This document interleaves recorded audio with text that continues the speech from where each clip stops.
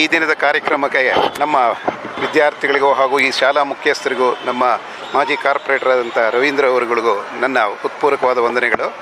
ಹಾಗೆ ಈ ಒಂದು ಕಾರ್ಯಕ್ರಮಗಳು ಮಕ್ಕಳನ್ನು ಉತ್ತೇಜನಗೊಳಿಸೋಕ್ಕೋಸ್ಕರ ಮಕ್ಕಳಿಗೆ ಒಂದು ಇನ್ನೂ ಹೆಚ್ಚಿಗೆ ಓದಿದ್ರೆ ಒಂದು ಪ್ರಾಶಸ್ತ್ಯ ಸಿಗುತ್ತೆ ಅನ್ನೋ ಒಂದು ಭಾವನೆ ಮಕ್ಕಳಲ್ಲಿ ಬೆಳೀಲಿ, ಅವ್ರಿಗಳಿಗೂ ಒಂದು ಅನುಕೂಲ ಆಗಲಿ ಅಂಥೇಳಿ ಯಾವುದೇ ಒಂದು ಮಕ್ಕಳು ಬೆಳಿಬೇಕಾದ್ರೆ ಅವ್ರಿಗೆ ಉತ್ತೇಜನ ಬೇಕು. ಮನೆಯಿಂದ ಉತ್ತೇಜನ ಆದಮೇಲೆ ಶಾಲೆಯಿಂದ ಉತ್ತೇಜನ ಕೊಡಬೇಕು. ಆ ಒಂದು ಒಳ್ಳೆಯ ಕಾರ್ಯಕ್ರಮವನ್ನು ಇವರು ಆಯೋಜಿಸಿದ್ದಾರೆ. ಆಯೋಜನೆ ಮಾಡಿರೋದಕ್ಕೂ ಒಂದು ಅರ್ಥ ಇರುತ್ತೆ. ಯಾಕೆಂತಂದರೆ ಮಕ್ಕಳು ಇಡೀ 10 ವರ್ಷ ಓದಿರ್ತಾರೆ. SLCನಲ್ಲಿ ಅವರ ಲೈಫ್ ಸೆಟ್ಲಾಗುವಂಥ ಭಾಗ ಅದು. ಆ SLCನಲ್ಲಿ ಒಳ್ಳೆ ಮಾರ್ಕ್ಸ್ ಬಂದು ಒಳ್ಳೆ ಕಾಲೇಜಲ್ಲಿ ಸೇರಿಕೊಂಡ್ರೆ ಒಳ್ಳೆ ವಿದ್ಯಾಭ್ಯಾಸ ಸಿಗುತ್ತೆ ಅಂತ ಹೇಳಿ ಅವರೂ ಬಂದು ನಮ್ಮನ್ನು ಇದು ಮಾಡಿದಾಗ ನಮ್ಮ ಶಾಲೆ ವಾಸವಿ ಕಾಲೇಜು ಸಂಸ್ಥೆಯಿಂದ ಅವ್ರುಗಳಿಗೂ ಒಂದು ಉತ್ತೇಜನ ಕೊಡಬೇಕು, ಅವ್ರುಗಳಿಗೂ ಮುಂದಿನ ವಿದ್ಯಾಭ್ಯಾಸಕ್ಕೂ ಸಹ ನಮ್ಮ ಕಾಲೇಜಿಂದನೇ ಅವ್ರಿಗೆ ಅನುಕೂಲ ಮಾಡಿಕೊಡ್ತೀವಿ ಅನ್ನೋ ಒಂದು ಭಾವನೆ ಇಟ್ಕೊಂಡು ಈ ಕಾರ್ಯಕ್ರಮವನ್ನು ಏರ್ಪಾಡು ಮಾಡಿದ್ದೀವಿ. ಈ ಕಾರ್ಯಕ್ರಮದ ಉದ್ದೇಶವೂ ಅಷ್ಟೇ, ತಂದೆ ತಾಯಿಗಳದ್ದು ಎಷ್ಟು ಕರ್ತವ್ಯ ಇರುತ್ತೋ ಹಾಗೆ ನಮ್ಮ ಶಾಲೆಗಳದ್ದು ಅಷ್ಟೇ ಕರ್ತವ್ಯ ಇರುತ್ತೆ. ಮಕ್ಕಳ ಎಲ್ಲ ಸರ್ವತೋಮುಖ ಅಭಿವೃದ್ಧಿ ಆಗೋದೇ ಶಾಲೆಗಳಲ್ಲಿ. ಆ ಶಾಲೆಗಳಲ್ಲಿ ಉತ್ತಮವಾದ ಪ್ರಜೆಗಳನ್ನು ನಾವು ನಿರ್ಮಾಣ ಮಾಡಬೇಕು ಅಂತಂದರೆ ಇವತ್ತು ಇಡೀ ನಮ್ಮ ದೇಶ ಯುವಜನಾಂಗದ ಮೇಲೆ ಕಣ್ಣನ್ನು ಹಾಯಿಸ್ತಾ ಇದೆ. ಆ ಯುವಜನಾಂಗದ ಕಣ್ಣು ಹಾಯಿಸಬೇಕಾದ್ರೆ ನಾವು ಒಳ್ಳೆ ಪ್ರಜೆಗಳನ್ನು ಬೆಳೆಸಬೇಕಾಗಿರೋ ಒಂದು ಬೇಸಿಕ್ ಎಲ್ಲಿದೆ ಅಂದರೆ ಶಾಲೆಗಳಲ್ಲಿದೆ. ಆ ಶಾಲೆಗಳಲ್ಲಿ ಉತ್ತಮವಾದ ಅವರಿಗೆ ಒಂದು ವಿದ್ಯಾಭ್ಯಾಸದ ಜೊತೆಯಲ್ಲಿ ಉತ್ತಮವಾದ ಗುಣಗಳು, ಉತ್ತಮವಾದ ನಡವಳಿಕೆಗಳನ್ನು ನಾವು ಕೊಟ್ಟರೆ ನಮ್ಮ ದೇಶದ ಪ್ರಗತಿಗೆ ಯಾವುದೇ ಅಡ್ಡಿ ಇಲ್ಲ ಅನ್ನೋ ಒಂದು ಉದ್ದೇಶ ಇದೆ. ಅದೇ ಉದ್ದೇಶದಲ್ಲಿ ನಾವು ಈ ಒಂದು ಸಂಸ್ಥೆಯಲ್ಲಿ ಸುಮಾರು ವರ್ಷಗಳಿಂದ ನಾವು ಸುಮಾರು 25 ವರ್ಷದಿಂದ ನಾವು ಸಂಸ್ಥೆಯಲ್ಲಿ ಮಾಡ್ತಾ ಇದ್ದೀವಿ. ಆ ಸಂಸ್ಥೆಯಲ್ಲೂ ಅಷ್ಟೇ ಬರೀ ಕೇವಲ ವಿದ್ಯಾಭ್ಯಾಸ ಕೊಡೋದಲ್ಲ, ನಾವು PUCಯಿಂದ ಡಿಗ್ರಿ ತನಕ ನಾವು ಏನು ವಿದ್ಯಾಭ್ಯಾಸ ಕೊಡ್ತೀವಿ, PG ತನಕ ಕೊಡ್ತೀವಿ.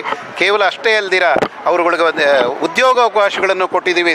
ನಾವು ಇದುವರೆಗೆ ಸುಮಾರು 5,500 ಜನ ವಿದ್ಯಾರ್ಥಿಗಳಿಗೆ ಕೊಟ್ಟಿದ್ದೀವಿ. ಈ ವರ್ಷ ಕೂಡ 416 ಜನಕ್ಕೆ ವಿವಿಧ ಪ್ರತಿಷ್ಠಿತ ಕಂಪನಿಗಳಿಂದ ಉದ್ಯೋಗಾವಕಾಶವನ್ನು ಕಲ್ಪಿಸ್ಕೊಡ್ತೀವಿ.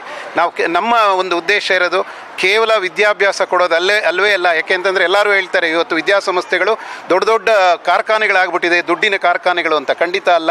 ನಾವೊಂದು ಒಳ್ಳೆಯ ವಿದ್ಯಾರ್ಥಿಗಳನ್ನು ಬೆಳೆಸ್ತಾ ಇದ್ದೀವಿ. ಯಾಕೆಂದರೆ ನಮ್ಮಲ್ಲಿ ಓದಿರೋವಂಥ ವಿದ್ಯಾರ್ಥಿಗಳು ಇವತ್ತು ವಿದೇಶಗಳಲ್ಲಿ ಕೂಡ ಕೆಲಸ ಮಾಡಿ ಎಷ್ಟೋ ಜನ ಬಂದು ನಮ್ಮ ಕೃತಜ್ಞತೆಯನ್ನು ಸಲ್ಲಿಸ್ತಾರೆ. ಆ ಒಂದು ಸಾರ್ಥಕವಾದ ಭಾವನೆ ನಮ್ಮಲ್ಲಿ ಬೆಳೀತಾ ಇದೆ. ಸಾರ್ಥಕವಾದ ಜೀವನ ನಡೆಸ್ತಾ ಇದ್ದೀವಿ.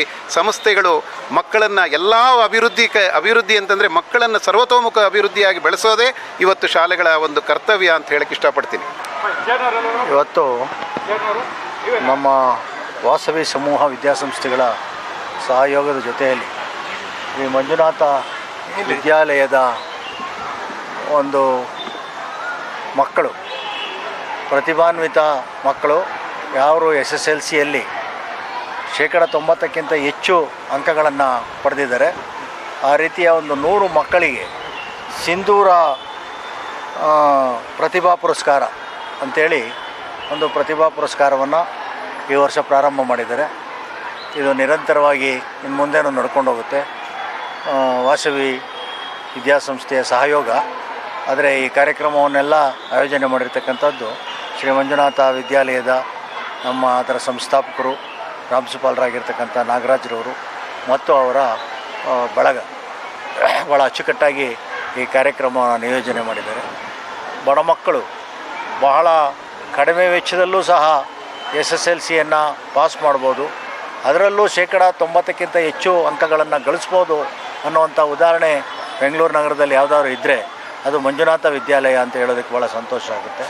ಈ ಸಂಸ್ಥೆಯವರು ಭಾಳ ಕಷ್ಟಪಟ್ಟು ತಮ್ಮ ಇತಿಮಿತಿಯೊಳಗೆ ಬಡ ಮಕ್ಕಳನ್ನು ಈ ರೀತಿ ಮುಂದಿನ ವಿದ್ಯಾಭ್ಯಾಸಕ್ಕೆ ಅನುವು ಮಾಡಿಕೊಡ್ತಕ್ಕಂಥ ಕೈಂಕರ್ಯದಲ್ಲಿ ತೊಡಗಿದ್ದಾರೆ. ಅವರಿಗೆ ಶುಭವಾಗಲಿ ಅಂಥೇಳಿ ನಾನು ಈ ಒಂದು ಕಾರ್ಯಕ್ರಮಕ್ಕೆ ನಮ್ಮೆಲ್ಲರ ಪರವಾಗಿ ಶುಭವನ್ನು ಕೊಡ್ತೇನೆ. ನಮ್ಮ ಶಾಲೆಯಲ್ಲಿ ತುಂಬ ಬಡ ಮಕ್ಕಳು ಓದ್ತಾ ಇದ್ದಾರೆ.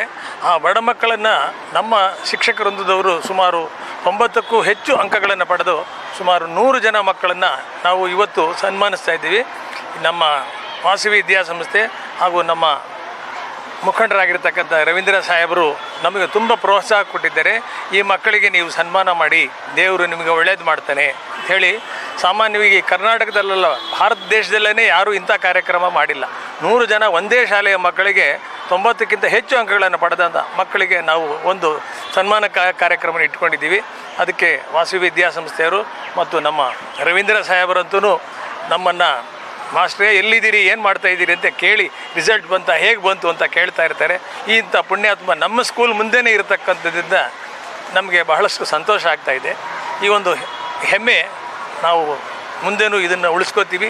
ಇನ್ನೂ ಹೆಚ್ಚಿನ ಶ್ರಮವಹಿಸಿ ಈ ಏರಿಯಾದ ಮಕ್ಕಳಿಗೆ ನಮ್ಮ ಸೇವೆ ಮಾಡ್ತೀವಿ ಅಂತ ಹೇಳಿ ನಾನು ತಮ್ಮಲ್ಲಿ ಈಗ 100 ಜನ ಹೆಚ್ಚು 100 ಜನಕ್ಕಿಂತ ಹೆಚ್ಚು ಮಕ್ಕಳಿಗೆ ನಾವು ಸನ್ಮಾನ ಮಾಡ್ತಾಯಿದ್ವಿ. ಅಷ್ಟು 90ಕ್ಕಿಂತ ಹೆಚ್ಚು ಅಂಕಗಳನ್ನು ಪಡೆದಿದ್ದರೆ ಅವರಿಗೆ ನಾವು ಸನ್ಮಾನ ಮಾಡ್ತಾಯಿದ್ದೀವಿ. ಇದು ಮೊದಲನೇ ವರ್ಷ ಪ್ರಾರಂಭ ಮಾಡಿದ್ದೀವಿ ನಾವು. ಇದೇ ರೀತಿ ಇನ್ನು ಮುಂದೆ ನಾನು ಬದುಕಿರೋರಿಗೂ ಇರಬೇಕು ಅಂತ, ನಮ್ಮ ಸಾಹೇಬರು ಬದುಕಿರೋರ್ಗೂ ಇರಬೇಕು ಅನ್ನೋ ಒಂದು ಆಸೆ ನನಗಿದೆ ಸರ್.